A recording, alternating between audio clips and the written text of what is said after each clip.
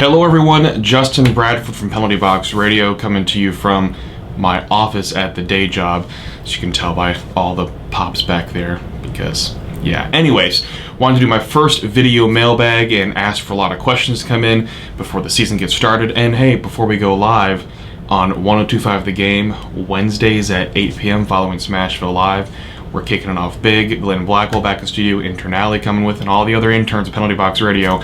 We have a great season planned for you every Wednesday at 8 o'clock on 102.5 The Game. You can listen online at thegamenashville.com or in the Game app. There's so many ways you can listen. You should do it. Anyways, let's get to the questions. Derek the Stars fan, I wonder. Derek the Stars fan asks, who's going to have the bigger impact for their team? Pavelski for the Stars or Duchene for the Predators? When you say bigger impact, I'm thinking Matt Duchene, because of the impact he can have for this Nashville Predators team. Joe Pavelski, he's going to a team that already has a lot of front-loaded, pretty good offensive talent, and obviously a pretty good blue line as well, whereas Matt Duchene gives the Predators a bigger option here with the top six. You already have Ryan Johansson as a center, Matt Duchene as a center. You're allowed to mix some things up. We've already seen the preseason Kyle Turris playing on the first line with, well, maybe the first line is going to be interchangeable here. You have Kyle Turris playing on a wing with Ryan Johansson and Victor Arvidsson. Then you have Mikael Glenlund and Matt Duchene and Philip Forsberg. That's a pretty lethal top six, especially if everybody gets going the way they're expected to, especially with Glenlund and with Duchene contributing. And then, hey, a healthy Philip Forsberg would be great. And Kyle Turris also getting back in the action. Joe Pavelski, he's going to a team that already has a lot of offensive talent, so I don't think the pressure is going to be on him to do as much, where there's a lot more pressure on Matt Duchene to provide a lot more in terms of point production compared to Joe Pavelski in Dallas. But that also makes Dallas really, really dangerous when you have Jamie Benn, Tyler Seguin, Alex Radulov, Joe Pavelski, and so on and so on. That makes the Stars a very, very dangerous team. Okay, Michael Wade asks, what is the minimum outcome for the season that you would call the season a success for the Nashville Predators? For me, I think it's at least the conference final. I don't want to say the expectations are the same for this team, but the window is there that you want to win for Pekka Rinne. You have all this talent. You sign Matt Duchene. You drop PK Subban to give off some salary cap space so you can go and sign Matt Duchene. So I think it's Western Conference Final. But here's the thing, it's not about regular season things, so I don't think it's about winning the Central Division or winning the President's Trophy or anything like that. They've done that. The next big thing is the Cup for this team, and to call it success, you've got to make another deep run. No first-round exits, you got to get past the second round, and it's going to be really tough to do. So I think you've got to make the Western Conference Final to call it a success, but really the only true success is, for this team, is winning the championship. You've got to win the Cup. That's the only way this team, this organization is going to call it a success. Anything less than that, they're obviously not going to be happy with. I think from a fan perspective, I think at least as long as you make that deep run, then that's where you're going to be fairly successful. Okay, John is asking about Daniel Carr. I know a lot of fans are questioning that move now because they didn't see much in the preseason, but here again, it's just the preseason.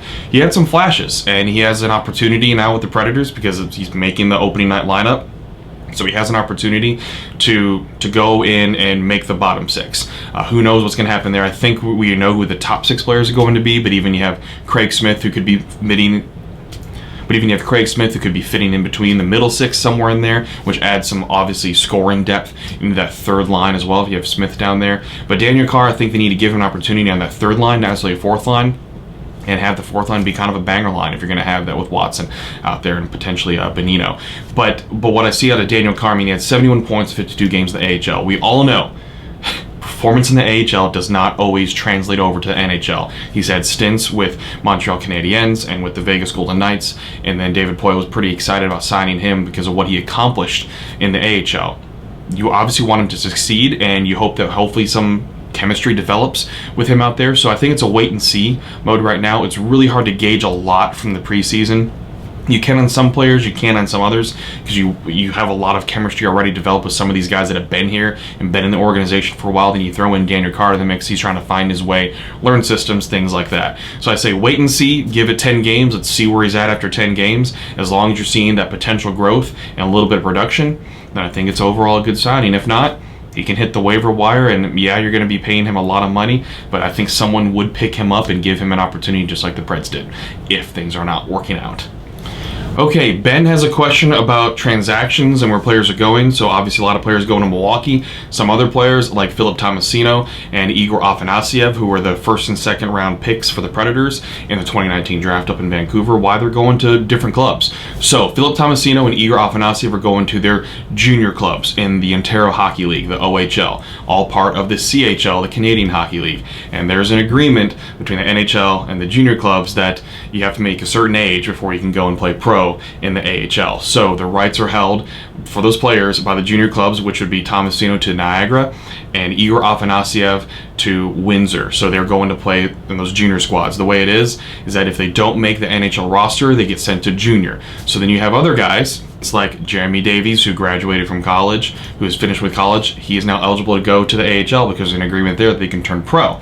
You have Eli Tolvanen, which may confuse some people, that he came over from Europe, from the KHL, and he was able to go right into Milwaukee because he wasn't playing junior. So it's an agreement that is had between the Canadian Hockey League and the NHL that a player has to reach a certain age in order for them to play for the AHL. And that age is 20 per the agreement with the CHL and the NHL. So Tomasino, Afanasyev, both are 18 years of age. They have 2 years left to play junior before they could turn pro. And that's turning pro to play in the AHL. They could turn pro, for instance, next season or even later this season. It all depends what Nashville wants to do with them, that they can turn pro and make it to the Nashville Predators under the age of 20, but they can't go to the AHL like that. So for instance, if they play a few games with Nashville, say for instance at the beginning of next season, and Nashville decides not to keep them on the big club, they can either stay with the big club or they can go back to junior. So we saw some of this back with Ryan Ellis when he was obviously way too good to be playing in the OHL and he was just putting up ridiculous numbers. And it's a tough decision on whether you're going to keep the player up in the bigs or send them back down to junior. And that gets to be a turning point when they get close to that age of 20 after they've had a good year in juniors. So we'll see. We'll see. I think Afanasyev is going to have a fantastic year in the OHL. Tomasino should have a great year as well. And hey, I'll be up north in Windsor at the end of November when Windsor takes on Niagara. So it's going to be a battle between the buddies, between Afanasyev and Tomasino there in Windsor when the Spitfires take on the Ice Dogs. Kirk has asked about the power play, and if you've been to any of the preseason games or if you watch the streams on them, you could tell it looks a little different. Now, granted, it takes time for it to get into place. People were complaining about it after the first preseason game when it was only the second day of camp.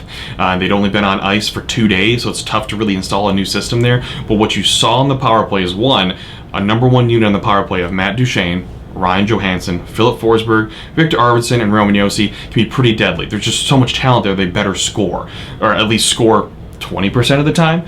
But what you see is a little more creativity. They're moving the puck around a little bit more and a lot more shot opportunities. That's what you want to see out of the power play unit, is just creating opportunities, generating chances. And we've seen that all through the preseason, and that's why they've been fairly successful in the power play throughout the preseason. So the big thing is translate that to the regular season, and hey, just be average. If they can be at least average on the power play, that is a huge step up from where they were last season, which was the bottom of the league in the playoffs, not scoring a power play goal at all. If they can at least be average, this team has a lot of potential to go far this regular season and in the playoffs. Because you look at it, how many more games could they potentially have won by scoring an average amount of power play goals? How many games in the round one of the Stanley Cup final could they have won if they were just average on the power play? They could have won the series just by scoring a couple goals in the power play. So when we look at it, average is a good goal, but then obviously excel from that. Be better than average on the power play. And this team has the talent to do it now, especially with that number one unit out there. Where you get them out there, it's going to be really dangerous. A lot of creativity, especially Matt Duchene. He's dynamic out there. Ryan Johansson can obviously set up the passes. So they have the right talent out there now. Now it's all about execution, even more than it was before. And now we're on to Cameron. My prediction on this Pred season, if it were food. Well, here's what I'd like to see. I'd like to see a meat and three with some good dessert. So you have your meat and three, which is, you have your 4 things right there on your plate. Because you have those 4 different parts of the season, your different quarters of the season that you all want to be good and to be filling and everything. But what are you really going for? You're going for the pie at the end of the season. I want the pie. Whether it's chess pie, pecan pie, or icebox pie, fudge pie, lemon pie, key lime pie, any of those. I just want the dessert, and I think most of you do too. You just want to see that dessert out there as well. You get through the meat and the 3 of the season, and you get to the pie at the end. That's what I'm gonna have to say.